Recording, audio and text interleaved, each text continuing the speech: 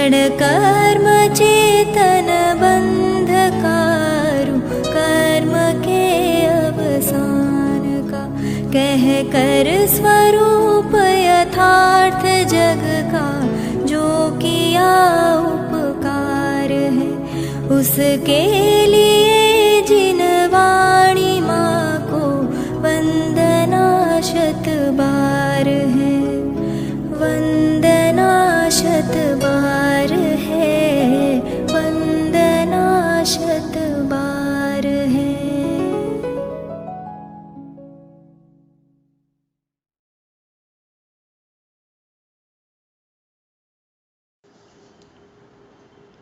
ओम नमः सिद्धेभ्यः, ओम नमः सिद्धेभ्यः, ओम नमः सिद्धेभ्यः। नमो अरहन्ताणं, नमो सिद्धाणं, नमो आयर्याणं, नमो वज्रायाणं, नमो लोये सवसावणम्। मंगलम भगवान वीरो मंगलम गौतमो गणी, मंगलम कुंद कुंदार्यो जैन धर्मोस्तु मंगलम। सर्वमंगलमांगल्यं सर्वकल्याणकारकं, प्रधानं सर्वधर्माणां जैनं जैतुशासनम्। मंगलमय मंगलकरण वीतराग विज्ञान, नमो ताहि जाते भये अरहंतादिमहान। કવિવર ભાગચંદજીની અપૂર્વ રચના છે સત્તા સ્વરૂપ. સર્વજ્ઞ ભગવંતની સત્તા, એમનો અસ્તિત્વ અને વસ્તુ સ્વરૂપની સત્તા, વસ્તુ સ્વભાવનું અસ્તિત્વ, એ બેઉની સત્તા સિદ્ધ કરવી મૂળમાં અત્રેયનું પ્રયોજન છે.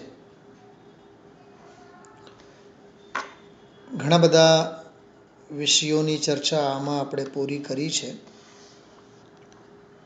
ગઈકાલે અને પરમ દિવસે આપણે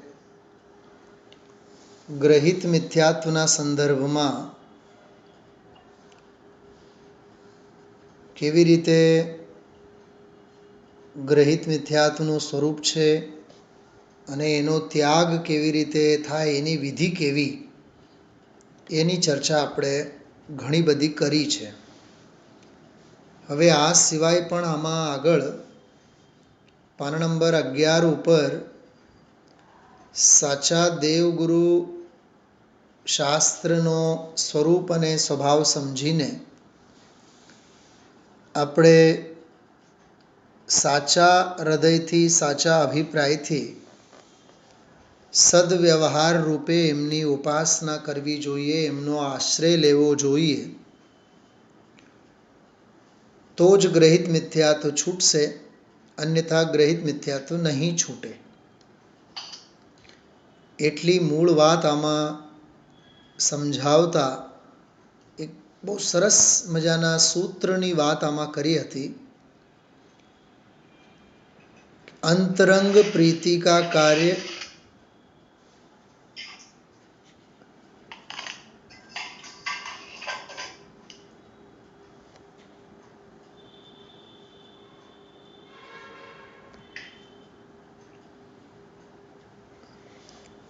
अंतरंग प्रीति का कार्य हो और उसकी अभिव्यक्ति न हो, ये हो नहीं सकता है. જો આમાં કેટલી સરસ વાત કરી છે.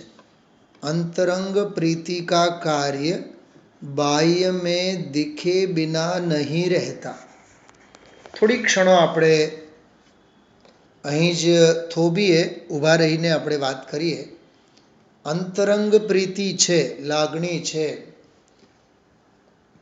પણ એનો કાર્ય બાહ્યમાં દેખાય નહીં એવું બને જ નહીં. દારૂડિયો હોય, એ દારૂની દુકાનની મુલાકાત લે અને લે જ. ખ્યાલમાં આવ્યો? બીડી અને સિગારેટનો બંધાણી હોય એ પાનને ગલ્લે જાય જાય જાય એટલે જાય જ. આ બધા લૌકિક ટેવોની વાત કરી. જેને પરમાત્માનો પ્રેમ હોય એ પરમાત્માના મંદિરે ન આવે, જીન મંદિરે ન આવે એવું બને જ નહીં. ખ્યાલમાં આવ્યો? જેને ભેદ જ્ઞાન અને આત્મજ્ઞાનનો મહિમા છે, જેને તત્વ નિર્ણયની પડી છે, તત્વાભ્યાસનો જેને રસ હોય, તેઓ સ્વાધ્યાય અધ્યયન આદિ કરે નહીં એવું બને જ નહીં. કેમ કે જે તરસ્યો હોય છે એ પાણી પાસે દોડીને જાય જાય અને જાય. જેને પરિણામોમાં શાંતિની જરૂરત હોય એ શાંત સ્વભાવે પરિણમેલા પરમાત્મા પાસે દોડીને જાય જ. 10 વખત દોડીને જાય. કેમ કે જેને જેની પડી હોય છે, જેને જેની ગરજ હોય છે, એ વસ્તુ જેની પાસે હોય એ એની પાસે જાય જાય જાય અને જાય જ. આજે શરીરે આપણે રોગથી ઘેરાયેલા હોઈએ તો દવાખાનાના ચક્કર ખાઈએ કે નહીં? હોસ્પિટલના ચક્કર ખાઈએ કે નહીં? બોલો, દોડી દોડીને જાશું કે નહીં? એમ જેને વીતરાગતાની ગરજ છે, વીતરાગતાનો મહિમા છે, વીતરાગીના ચરણોમાં આવ્યા વિના નહીં રહે. સમજાય છે? એટલે આમાં અંતરંગ પ્રીતિ કા કાર્ય બાહ્ય में दिखे बिना नहीं रहता. એટલે અભિવ્યક્તિ બહારમાં એના છાંટ દેખાય દેખાય દેખાય અને દેખાય. કેવળ આપણે કહેવા પૂરતું એમ કહીએ કે અમને ગુરુદેવનો બહુ મહિમા છે, અમને તો ગુરુદેવશ્રીનું બહુ ગમે છે, તો આવો ને દોડી દોડીને, સાંભળો ને દોડી દોડીને. ખ્યાલમાં આવ્યો? મેં એક દાખલો આપ્યો તો તમને ખ્યાલ હશે તો, કે આપણે ઘરના 2-3 બાળકો હોય સમજો સંતાનોમાં. એક પ્રત્યે તો બહુ હેત હોય, બહુ હેતની હેલી ઉછળે. બીજા બાળકને આપણે એમ જ કહીએ કે તારા પ્રત્યે પણ મને લાગણી ઘણી છે, તારા પ્રત્યે પણ મને મમતા ઘણી છે, પણ એની અભિવ્યક્તિ તો હોવી જોઈએ ને, દેખાવ તો જોઈને બહારમાં. ખ્યાલમાં આવ્યો? તો જેને પરમાત્માની પ્રીતિ હોય એ પરમાત્માના ચરણોમાં દોડી દોડીને આવે. કેમ કે અંતરંગના પરિણામો અને બહારની ક્રિયા એ બંને વચ્ચે નિમિત્ત નૈમિત્તિક સંબંધ છે. જો અત્યારે આપ સૌ 7:45 ટકોરે દોડી દોડીને આવો છો, બેસો છો, સાંભળો છો, ભાઈ પ્રકાશભાઈ, તો અંદરમાં લાગણી છે તો આવો છો ને. અંદરમાં કંઈક સ્વાધ્યાયનો મહિમા છે, તત્વનો મહિમા છે, હા, તો આપણે દોડી દોડીને આવીએ કે નહીં? બતાવો ભાનુબેન, સાચી ને વાત? હા, आई आई अंतर में आत्म की महिमा, आई आई अंतर में जिनवर की महिमा, उछले छे आनंद हिलोर, प्रभु मारा नाच रहा मन मोर. એ અંદરમાં હોય તો આવે ને બહારમાં. જો એક ગુરુદેવશ્રી જે દાખલો આપે છે, હું એની વાત કરું. કસ્તુરી પેટમાં પડી છે, બરોબર, ઓડકાર આવશે કે નહીં? ઓડકાર શેના આવે? કસ્તુરી ના જ આવે. ડુંગળી અને લસણ પડી હોય તો પેટમાં ડુંગળી લસણના જ ઓડકાર આવશે. પણ ઓડકાર આવશે તો ખરા જ.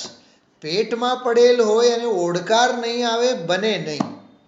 એમ તત્વનો મહિમા હોય અને તત્વજ્ઞાનને પરિણમે જે બેઠા છે વેદી ઉપર, એવા 3 લોકના નાથ પ્રત્યે અહોભાવ નહીં આવે, 3 કાળમાં નહીં બને. ખ્યાલમાં આવ્યું ને? અમને સમય નથી, અમને ટાઈમ નથી, અને શું કરીએ? જો ઈચ્છો પરમાર્થ તો કરો સત્ય પુરુષાર્થ, ભવ સ્થિતિ આદિનું નામ લઈ છેદો નહીં આત્માર્થ. ખ્યાલમાં આવ્યું? શું જગદીપભાઈ બરોબર છે ને? ગુરુદેવશ્રીના વખાણ તો બહુ કરીએ, ઓહો હો ગુરુદેવ ગુરુદેવ ગુરુદેવ ગુરુદેવ, પણ દોડી દોડીને આવો ને ગુરુદેવશ્રીને સાંભળો ને એમ. હું 365 દિવસની વાત કરું છું. હા, એ અત્યારે જે કોરોનાના કાળની વાત નથી કરતો, જનરલ. હા, જનરલ ગુરુદેવશ્રીને સાંભળવાની હોશ હોવી જોઈએ કે નહીં? એ તત્વનો પ્રેમ એની અભિવ્યક્તિ હોય કે નહીં એમ. હા, એવું છે. અંદરમાં પ્રેમ અને લાગણી હોય તો એ બધું ઓડકારમાં બહાર આવ્યા વિના ક્રિયામાં રહે જ નહીં. હા, તો આ સૂત્ર છે, અંતરંગ પ્રીતિ કા કાર્ય બાહ્ય મેં દિખે બિના નહીં રહેતા. એટલે આ શેના સંદર્ભમાં કીધું ખબર? કે ગ્રહિત મિથ્યાત કુગુરુ કુદેવ કુશાસ્ત્રાદિકમાં જ્યારે તું હતો, એમ કહે છે આમાં, કે ત્યારે જે તન મન ધન બધું એમાં લાગેલો હતો, હવે અરહંતાદિકમાં તું આવ્યો, વીતરાગી દેવગુરુ ધર્મના ક્ષેત્રે આવ્યો, તો તારી દિશા પલટાઈ જવી જોઈએ કે નહીં? દિશા પલટાઈ ગઈ છે તો દશા પલટાઈ જવી જોઈએ કે નહીં? પુરુષાર્થમાં નિખાર આવવો જોઈએ કે નહીં? પરિણામોમાં વિશુદ્ધિ આવી જોઈએ કે નહીં? હા, જો એક કલ્પના કરો ભાનુબેન, તપ કલ્યાણકનો દિવસ છે. કયો દિવસ? તપ કલ્યાણકનો દિવસ. અને બાલ તીર્થંકર મુનિ દશામાં આવશે અને આહાર લેશે, અને એને આપણે પડગાહના વિધિ કરવાના છીએ. અને વહેલી સવારથી ઉઠ્યા બાદથી લઈને નાહવા ધોવાથી લઈને આપણી દરેક ક્રિયા પ્રક્રિયામાં તપ કલ્યાણક, તપ કલ્યાણક, તપ કલ્યાણક, તપ કલ્યાણક. મુનિરાજ પધારવાના છે, મુનિરાજ પધારવાના છે. આહાર જલ શુદ્ધ છે, આજે તો પરિણામોમાં ઘણી વિશુદ્ધિ છે, આજે તો આંગણે કલ્પ વૃક્ષ આવવાનો છે. બોલો, અહોભાવ આવો આવશે કે નહીં? અચ્છા, મુનિરાજને આહાર આપ્યા પહેલા આપણે ચાય નાસ્તો પેટ પૂજા કરવાના ભાવ થાય? બોલો પેન્ટાગોન વાળા, થાય? જો એ મુનિરાજને આહાર દાન આપ્યા પહેલા જો તમે આહાર લેશો તો આહાર દાન દેવાના અધિકારી નથી. ગ્રહસ્થનો વિવેક છે આ, કે મારા ઘરે જે અતિથિ આવે, સૌથી પહેલા મેં અતિથિ સમવિભાગ, અતિથિને પહેલા ખવડાવું. હા, તો અતિથિ સમવિભાગનો નિયમ છે. તો કેટલી હોશ હોય ગ્રહસ્થને. મુનિવર આજ મેરી કુટિયા મેં આએ હૈ. બોલો, કેટલી એની અંદરની આમ તાજગી તાજગી તાજગી. જાણે પરિણામોમાં એટલી પવિત્રતા કે આવેલા મુનિરાજ સાથે હવે દીક્ષા લઈને જવાના હોય, એટલા અહોભાવ હોય છે કે નહીં? તો એ જે ભક્તિ ભાવ જે આવે છે અંદરમાંથી, જે ભક્તિ ભાવ છે એની તો અભિવ્યક્તિ બહારમાં દેખાય છે ને. યાદ રાખજો ભાઈ, સંયમનો મહિમા હશે તો જીવન સંયમમય હશે. જ્ઞાનનો મહિમા હશે તો જીવન સમ્યક જ્ઞાનમય હશે. અને શ્રદ્ધા અને સમ્યક દર્શનનો મહિમા જો હશે તો જીવન યથાર્થ શ્રદ્ધામય હશે. દેવગુરુ ધર્મની ભક્તિમય જીવન હશે. ખ્યાલમાં આવ્યું? ચલો હવે આગળ વધીએ છીએ આપણે. 4-5 દિવસ પછી હવે આગળ આપણે વધવાના. આજે જો ગ્રંથ આપણી પાસે છે જ, આપ સૌ પાસે જોજો. એમાં શું કહે છે હવે? इसलिए गृहस्थ है उसके लिए यह सुगम मार्ग रूप कल्याण की बात है कि वर्तमान क्षेत्र काल में सभी अपने अपने देवादिक से प्रवृत्ति करते हैं. સાંભળજો, એ બહુ સરસ વાત છે. ગુરુદેવશ્રીના પ્રવચનની મને વાત યાદ આવે છે. ગુરુદેવશ્રી એમ કહેતા હોય છે, જે કુળમાં જન્મ્યા, જે પર્યાયમાં અવતાર પામ્યા, ત્યાંની માન્યતાઓ લઈને જીવનભર જીવે અને એના જ સંસ્કારોને લઈને જીવન પૂરું કરીને વયો જાય. આને શાસ્ત્રની ભાષામાં પ્રાપ્ત પર્યાયની પ્રીતિ કહેવાય. શું કહેવાય? પ્રાપ્ત પર્યાયની પ્રીતિ કહેવાય. એમ અહીંયા કહે છે, ગ્રહસ્થ જે હોય એ જે કુળમાં, જે જાતિમાં, જે સંપ્રદાયમાં જન્મ્યા એ જન્મ્યા તો છે આ ભાવમાં, બાકી જન્મના એવા સંસ્કારો છે ને એને, એટલે સંસ્કારોનું ભાતું ચાલ્યા કરે. અને કદાચ આ ભાવમાં કોઈ હીન પુણ્યને લીધે અન્ય કુળમાં જન્મેલો હોય, હીન પુણ્યને લીધે કોઈ અન્ય કુળમાં માવતરના ગર્ભમાંથી અવતરેલો હોય, પણ એવા કોઈ સાતિશય આરાધનાના પૂર્વના પુણ્યના કર્મો ફળ્યા હોય, બહુ પુણ્ય પુંજ પ્રસંગથી શુભ દેહ માનવનો મળ્યો. ખ્યાલમાં આવ્યું?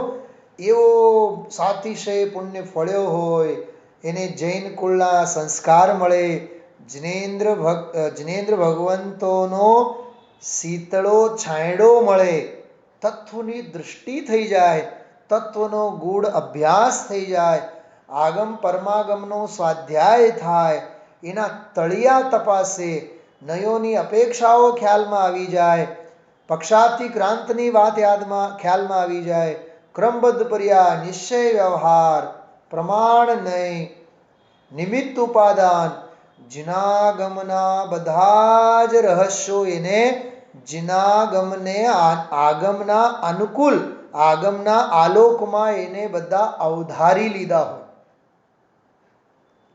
એ ભલે ને જન્મે જૈનમાં ન હોય, પણ સંસ્કારે જૈનમાં હોય. હવે ભગવદ્ ગીતાની વાત યાદ કરું છું, યાદ રાખજો.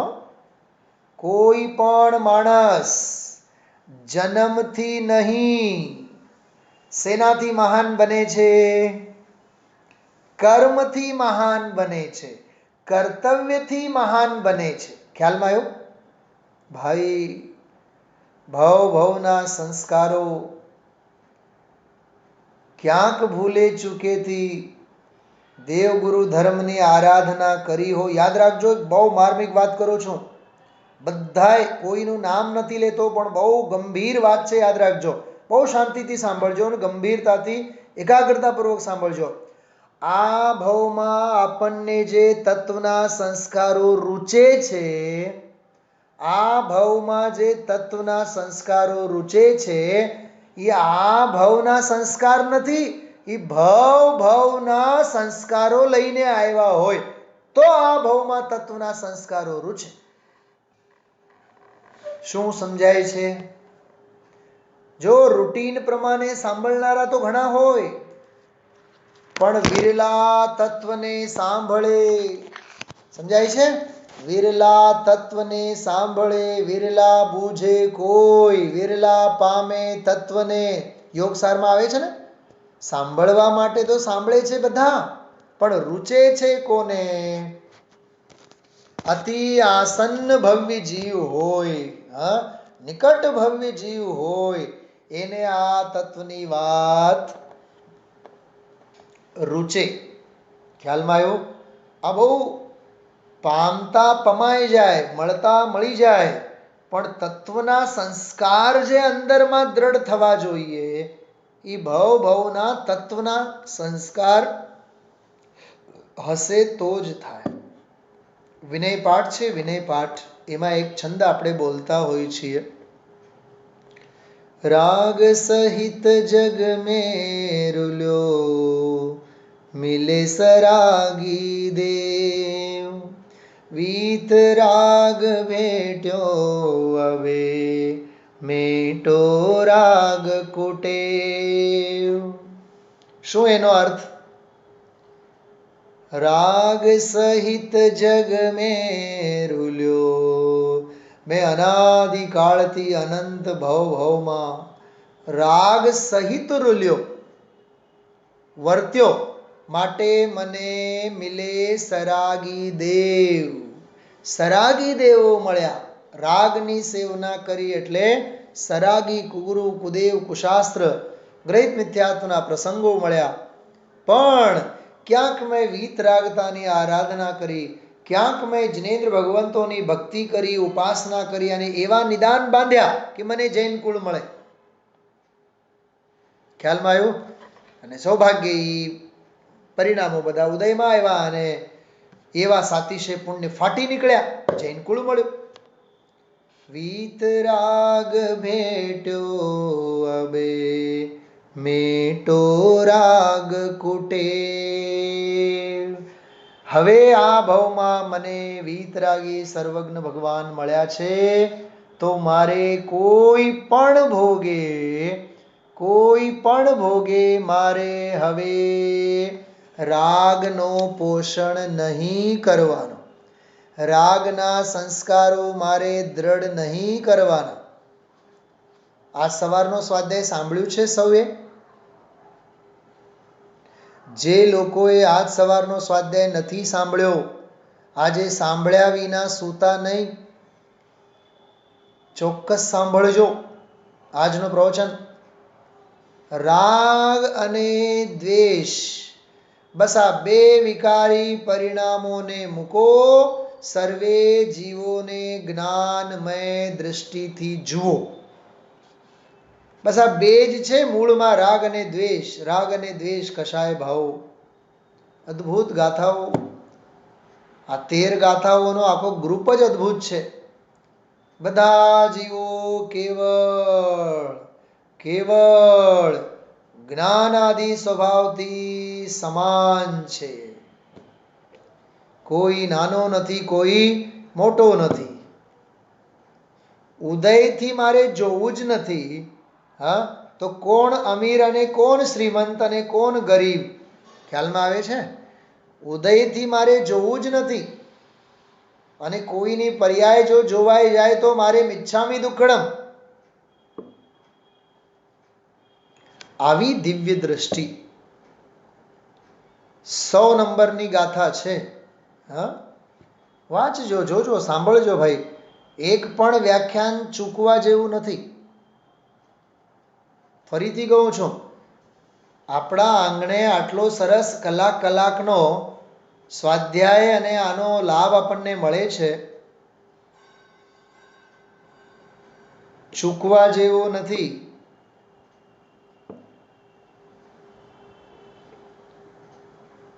અને આ વખતે હવે મંદિરમાં વિધાન પૂજા લાઈવમાં થાય કે ઓનલાઈન થાય, પરમાત્મ પ્રકાશ વિધાન લેવાનું છે મારે. પરમાત્મ પ્રકાશ વિધાન ખબર છે ને હવે શું આવે છે? કયો તહેવાર આવે છે આપણા સમાજમાં? અષ્ટાનિકા આવે છે ને 21 તારીખથી. 21 થી 28 અષ્ટાનિકા પર્વ મહોત્સવ આવે છે.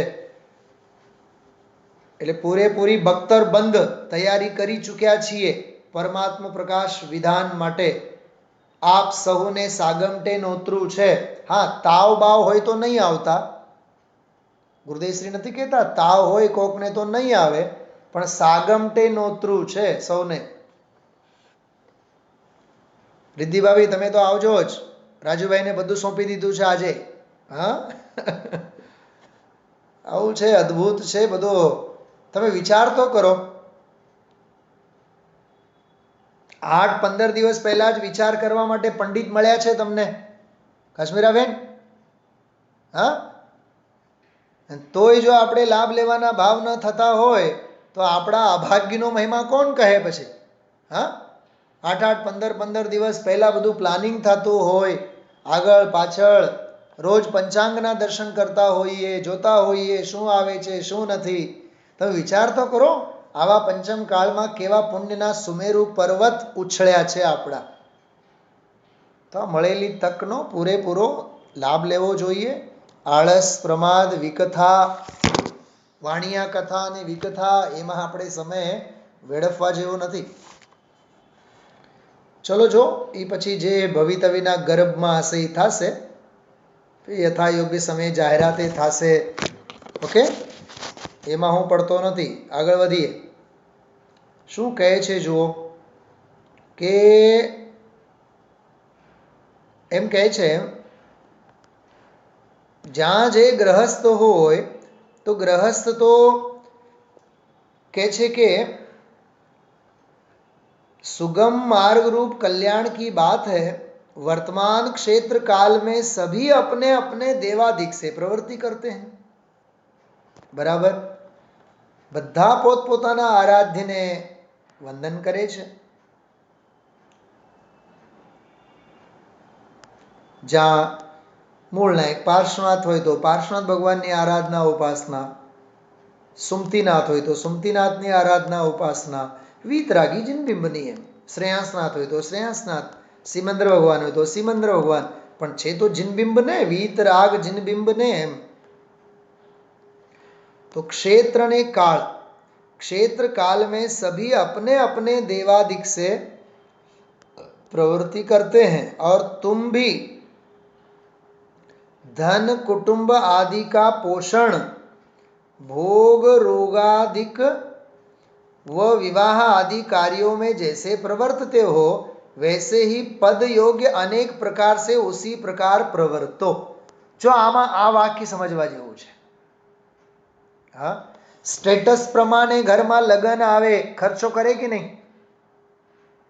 हाँ, स्टेटस प्रमाणे बदा घर बंगला राग द्वेष, हाँ, दीकरा दीकरी ये बधे पहुंची वळे कि नहीं बताओ?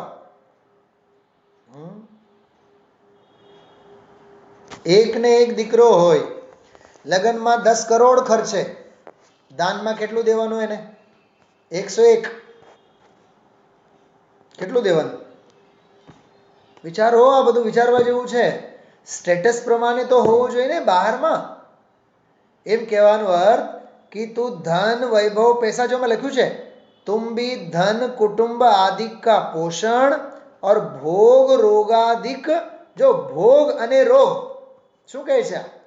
ભોગો માટે, રોગો માટે અને વિવાહ આદि कार्यों में जैसे प्रवर्तते हो वैसे ही पद योग्य પોતાની हैसियत પ્રમાણે અનેક પ્રકાર से उसी रूप प्रवर्तो.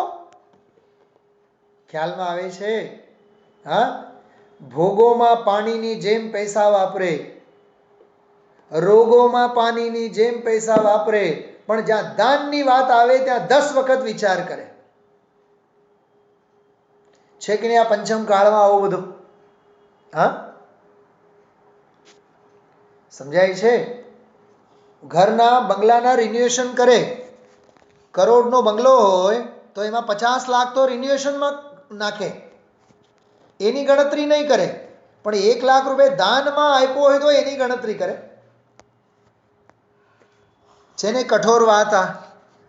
હા, સુમેર કાકા, ગજબંતા, સમજાય છે? આ બંબઈના જે લોકો તમને લાખ રૂપિયા 2 લાખ દાન આપતા હોય ને, આવ્યા એટલે ભાઈ મારા તરફથી 21,000 રૂપિયા, 31,000 રૂપિયા, મને બતાવો એ જે 21,000 31,000 51,000 જે કાંઈ ખર્ચે છે આપે છે, એના બંગલા જુઓ, એની ગાડીઓ જુઓ, એના ડ્રાઈવરો જુઓ, એની જાહો જલાલી જુઓ, હા, હરવા ફરવા માટે, વિષય ભોગો માટે, લગ્ન આદિક માટે કેટલા ખર્ચા કરે? કરોડો અનગિનત, કોઈ ગણતરી જ નથી. પણ દાનની બાબતમાં ગણતરી કરે. અમે 21,000 આપ્યા, અમે 31,000 આપ્યા. તો એમ કહે છે અહીંયા, જેમ બહારમાં ધન ભોગ રોગ વિવાહ આદિ કાર્યોમાં તું જેવી રીતે પ્રવર્તે છે એવી જ રીતે પ્રભાવના આદિ કાર્યોમાં પણ પ્રવર્તને. સાચા દેવગુરુ ધર્મની જો ભક્તિ હશે તો એમ કહે છે. આ પ્રશ્ન ચિહ્ન છે આપણા ઉપર, યાદ રાખજો. આગળ વધીએ. जब तक तुम्हारे में विशेष धर्म वासना न बढ़े, याद રાખજો આપ શબ્દ જુઓ, જ્યાં સુધી તમારામાં વિશેષ ધર્મ વાસના ન बढ़े. વિષય વાસના તો છે. શું કીધું? વિષય વાસના તો અનાદિનું છે. એ વિષય વાસના માટે હૂંફ આપવાની જરૂર નથી. હા, વારે વારે તને ધર્મ થકી હૂંફ આપવાની જરૂરત પડે છે. બધાએ દાન આપો, દાન આપવું જોઈએ, પૈસા ખર્ચ કરવા જોઈએ, લોભને ઘટાડવા જોઈએ, એ પંડિતોને પણ કહેવું પડે છે. હા, પંડિતોની પણ ચાવી ભરે ઘણા લોકો. તમે થોડું કંઈક કહો, પ્રવચનમાં કંઈક આવું કહો. હા, સમજાય છે? આ બધા જે પંચકલ્યાણકો વગેરે પ્રતિષ્ઠાઓ થાય ને, ત્યાં આયોજકોની ફરમાઈશ એવી હોય, એ પંડિતને કાનમાં મંત્ર ફૂંકે, તમે છે ને થોડુંક દાનનો મહિમા આજે સમજાવો. શેમાં? પ્રવચનમાં. આજનો પ્રવચન જો તમે લોકો ધ્યાનથી સાંભળ્યું હોય તો આજના પ્રવચનમાં ગુરુદેવશ્રી એક વાક્ય બોલ્યા હતા બહુ સરસ. દશલક્ષણીમાં પણ ચાલ્યું છે, પણ બહુ બધું ઉતાવળે પછી બીજી બધી વાતો હોય, આ વાત નહીં આવે એવું બોલ્યા છે. આ સવારે, આજ સવારના જ પ્રવચનમાં બોલ્યા છે. કેમ કે 10 લક્ષણમાં તો ગામ ભેગું થયેલું હોય, એટલે બીજી બધી સામાન્ય વાતો કરવાની હોય, એમાં કંઈ તત્વની ઊંડી વાત તો આવે નહીં, એમ બોલ્યા છે ગુરુદેવશ્રી આજે. જો મારી સામે જ છે, 10 લક્ષણમાં એમ કરીને ગુરુદેવશ્રી બોલ્યા છે. એમાં કંઈ વાત આવે નહીં, એમાં બધી થોડીક પછી બીજી સામાન્ય વાત આવે એવું બોલ્યા છે. એટલે કહેવાનો અર્થ એવું છે ભાઈ કે આપણે ખરેખર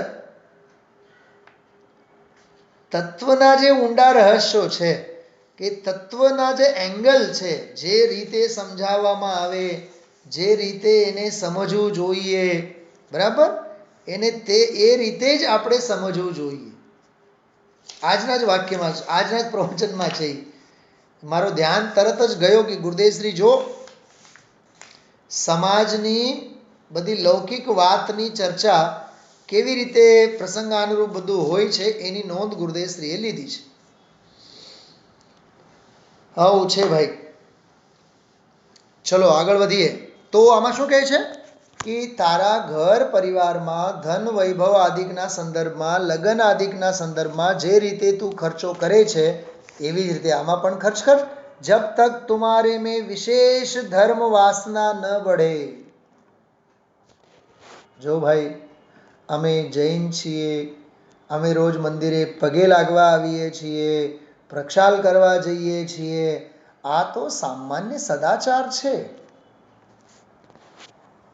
તત્વનો અભ્યાસ હોય, તત્વની લઢન હોય, તત્વનું વલણ હોય.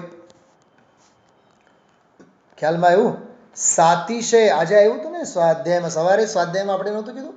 અભ્યાસ, અભ્યાસ, એમાં આવ્યું હતું સાતિશય અભ્યાસ. સવારના સ્વાધ્યાયમાં લીધું હતું. જો ઓલા યોગસારની ગાથામાં આવ્યું હતું.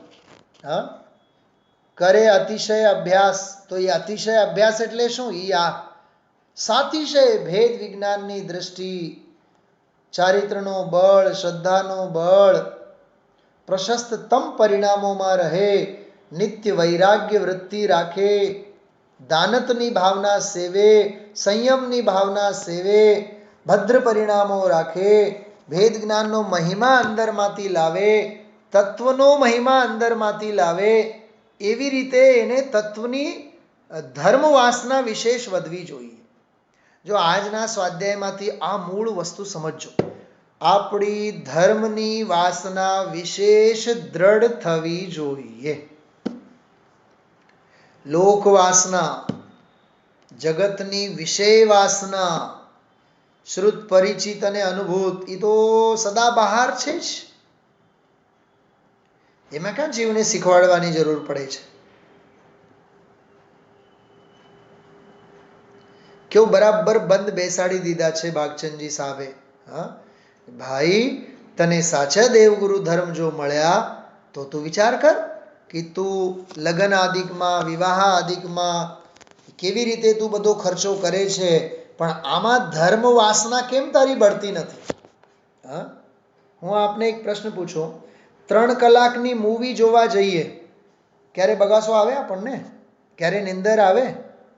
હા, અને 45 મિનિટનો સ્વાધ્યાય હોય એની જગ્યાએ જો 50 મિનિટ થઈ જાય, બગાસો નહીં આવે? તરત જ નિંદર આવે. એમાંય જો કલાક માથે થઈ જાય તો એમ થઈ જાય, હાય હાય હાય, આ તો 1 કલાકના માથે થયું. તો ઓલા 3 કલાકની વિષય ભોગોના પોષણમાં એને સમયનો બગાડ નથી લાગતો, પણ કલાકના સ્વાધ્યાયમાં તરત જ એને એમ થઈ જાય છે કે 15-20 મિનિટ આપણા વધારે ગયા.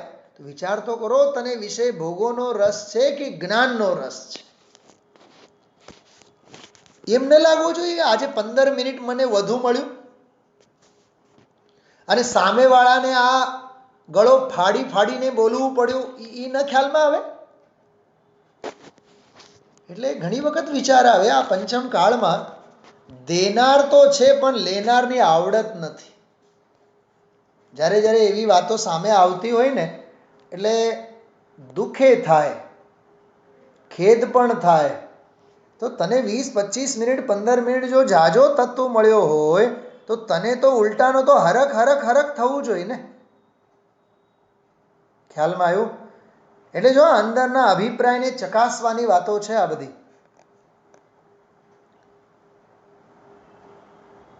इसलिए गृहस्थ है उसके लिए यह सुगम मार्ग रूप कल्याण की बात है कि वर्तमान क्षेत्र काल में सभी अपने अपने देवादिक से प्रवृत्ति करते हैं.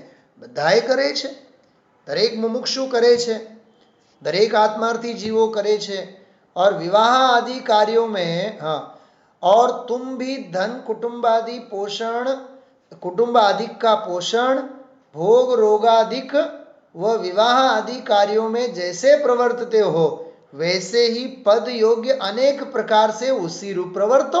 धर्मना संदर्भમાં जब तक तुम्हारे में विशेष धर्म वासना न बढ़े तब तक उनके हिस्से का धनादि तो उनके लिए ही लगाते रहो.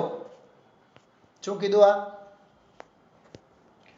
જ્યાં સુધી વિશેષ ધર્મ વાસના ન વધે. જોજો ઉપયોગ કેવી રીતે કરવાનો પોતાના અભિપ્રાયના પોષણ માટે, કે વિશેષ ધર્મ વાસના ન વધે ત્યાં સુધી ધન આદિક એને માટે તું વાપરતો રહે એમ કહે છે. દાનાદિક તું આપતો રહે. કેમ કે દાનાદિક આપવાના બહાને તું કોનાથી ઘેરાયેલો રહીશ? દેવ ગુરુ ધર્મથી ઘેરાયેલો રહીશ. જો શું કહેવા માંગે છે? બહુ સમજવા જેવું છે ભાઈ, બહુ અદ્ભુત છે આ. આમાં અંદરમાં ધર્મનો મહિમા, આત્મ ધર્મનો મહિમા અને બહારમાં વ્યવહાર ધર્મનો મહિમા, આમાં બધું જ ભેગું છે. દ્રવ્યાન યોગ પણ શીખવાડે છે અને ચરણાન યોગ પણ શીખવાડે છે. દાનાદિક વડે તું પૈસા વાપરતો રહે, એમ કરીને તું તારી લોભ વૃત્તિને છોડાવતો રહે, એનો અભ્યાસ કર જ્યાં સુધી તને ધર્મની વિશેષ વાસના ન થઈ.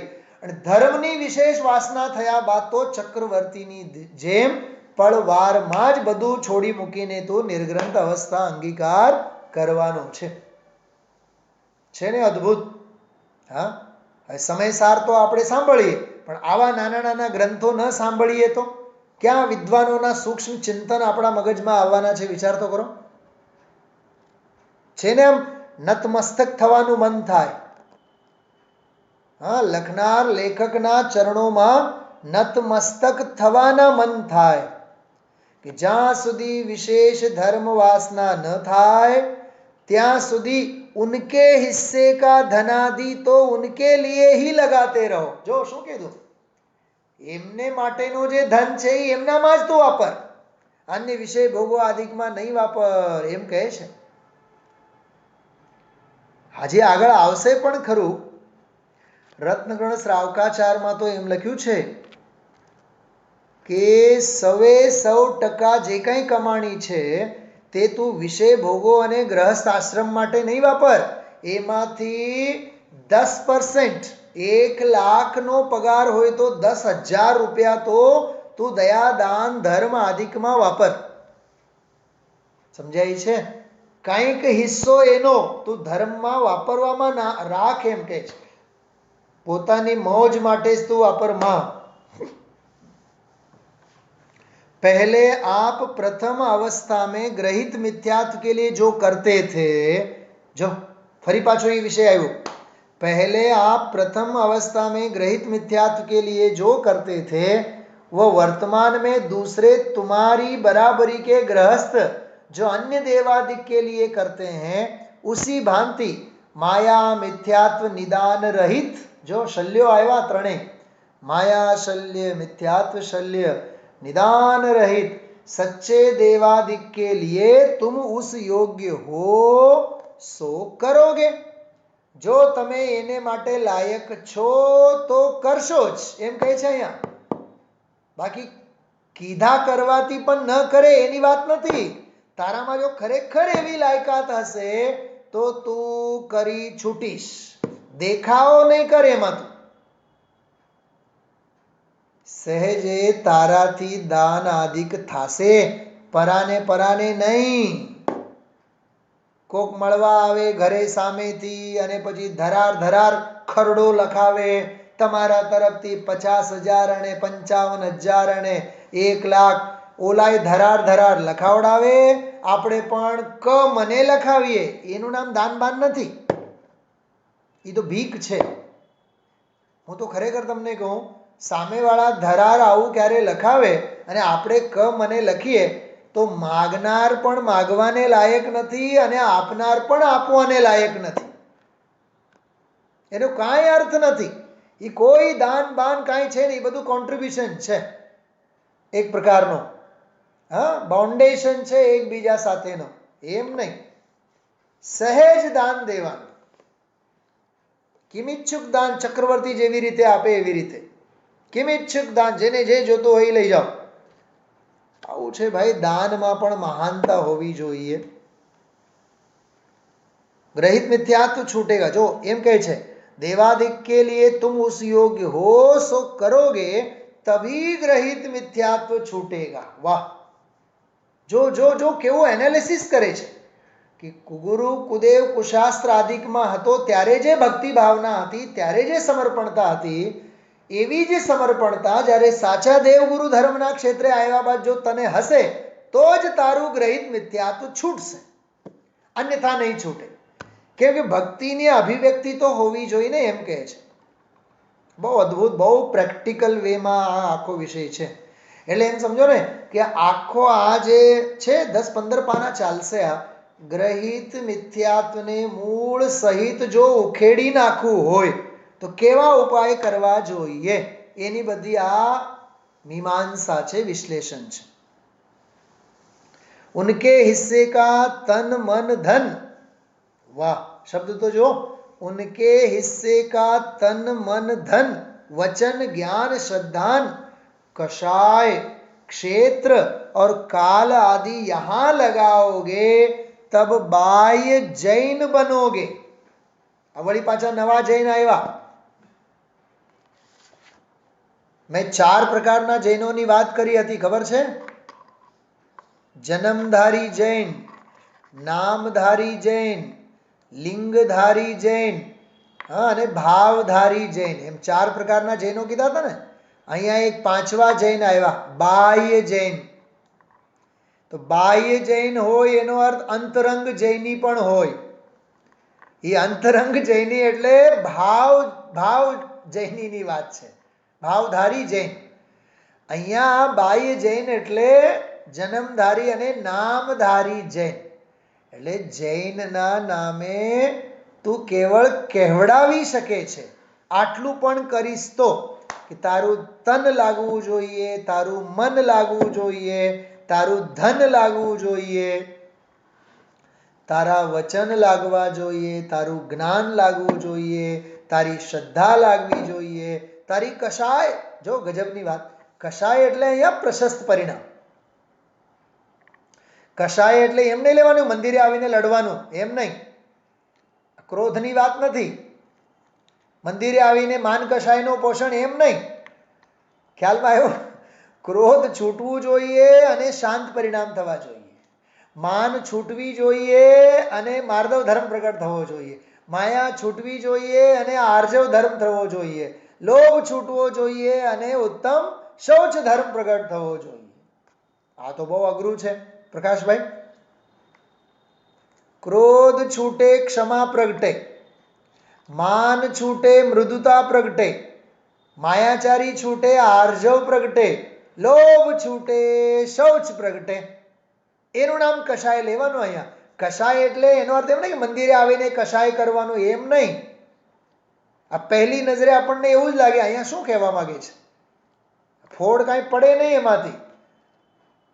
એટલે વક્તાના મુખેથી સાંભળવું જોઈએ. ગુરુદેવ નથી કહેતા ઘરે જો ગ્રંથ ઘરે ગ્રંથ છે ને શેઠ ને ત્યાં હા છે, પણ એમ ને એમ વાંચી જાય તો કાંઈ ટપો નહીં પડે. ખ્યાલમાં આવ્યો? હા, તન ધન મન વચન જ્ઞાન શ્રદ્ધાન કષાય. બોલો, कषाय અને क्षेत्र और काल आदि यहां लगाओगे तब बाह्य जैन बनोगे. बराबर? तो बाह्य जैनी पणु पण આટલી હદે સમર્પણતા હશે તો જ પ્રગટે અને ગ્રહિત મિથ્યાત્વ છૂટવાને માટે એને અવસર મળે. યાદ રાખજો, આજે આપણે બે વસ્તુઓની ચર્ચા કરી. ગ્રહિત મિથ્યાત્વ છૂટવાના અવસરો સાચા દેવશાસ ગુરુની ભક્તિ ભાવમાં. ખ્યાલમાં આવ્યું? અને બાહ્ય જૈનીપણું કેવી રીતે પ્રગટ થાય, એવી અદ્ભુત એક એક વાતોની ચર્ચા આપણે કરીએ છીએ. સમય પૂરો, હું વિરામ લઉં છું. હાથ જોડીએ બધા. જાવાણી કે જ્ઞાન તે સુજે લોકાલો निज निधि निज में बताई, यहानत उपकार है उसके लिए जिन वाणी माँ को वंदना शत बार है, वंदना शत बार है, वंदना शत बार है.